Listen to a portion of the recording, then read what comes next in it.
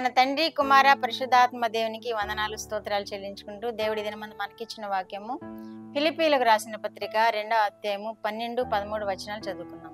భయముతోనూ వణుకుతోనూ మీ సొంత రక్షణను కొనసాగించుకునండి. ఎందుకనగా మీరు ఇచ్చేయించుటకును కార్యసిద్ధి కలుగజేసుకుంటకును తన దయా సంకల్పము నెరవేరుటకై మీలో కార్యసిద్ధి కలుగజేయువాడు దేవుడే. దేవుడి వాక్యం ద్వారా మనల్ని దీవించిన గాక.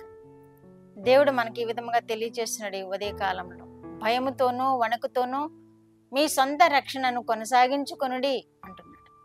మన రక్షణ కొనసాగించుకోకపోతే మనం మధ్యలో జారిపోతే దేవుని తీర్పులోనికి, దేవుని శిక్షకు గురి అవుతాం, రెండో మరణం పాలవుతాం.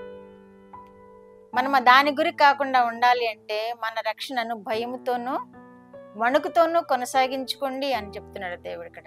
ఎందుకనగా మీరు ఇచ్చేయించుటకును కార్యసిద్ధి కలుగజేసుకుంటకును తన దయా సంకల్పము నెరవేరుటకై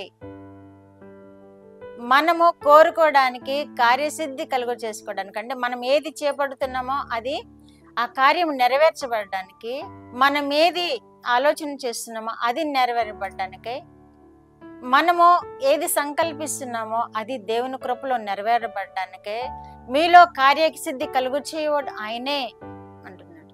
మనం ఏది కార్యం చేపట్టినా కానీ మన స్వశక్తితో చేయలేమని ఈ వాక్యం ద్వారా మనం అర్థం చేసుకోగలుగుతున్నాం. మనం ఎప్పుడైతే దేవుని భయముతోనూ వణుకుతోనూ మన రక్షణను కొనసాగించుకుంటూ మనం కార్యాలు చేపట్టినప్పుడు ఆ కార్యాలు జరిగించేది ఎవరనమాట? దేవుడే మన ఎడల కార్యాలు జరిగిస్తున్నాడు.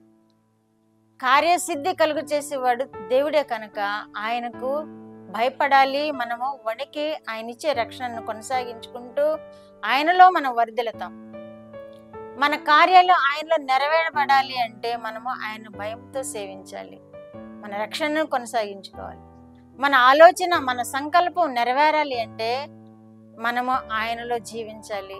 ఆయనను భయపడి మన రక్షణను కొనసాగిస్తూ మనము ఏ కార్యం చేపట్టినా అది దేవుడి సంకల్పము నెరవేర్చే దేవుడుగా ఉన్నాడని ఈ వాక్యం మనం గ్రహించగలుగుతున్నాం.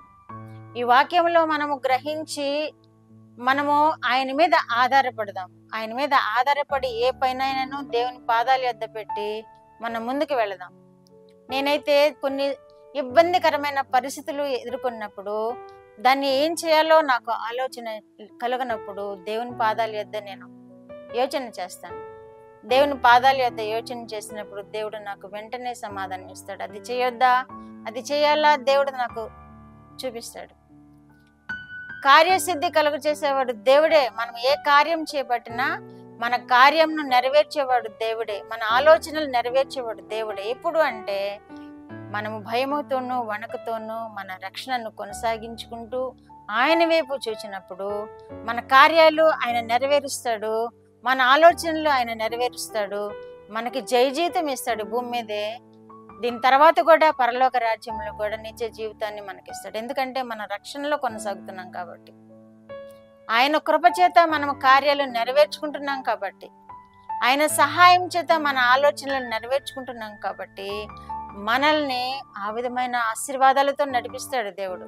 మన జీవిత కాలం అంతయు ఘనమైన జీవితం జీవించేలాగా దేవుడు మనల్ని ఆశీర్వదిస్తాడు. మన జీవిత అనంతరం కూడా రెండో మరణం పాలు కాకుండా మనల్ని దేవుడు ఆశీర్వదిస్తాడు. అట్టి కృప వినుచున్న బిడ్డలందరూ పొందుకుందరుగాక. ప్రార్థన. మా దేవా, మా ప్రియ పరలోక ప్రభువా, మీ పరిశుద్ధ పాదములకు వందనాలు, స్తోత్రాలు.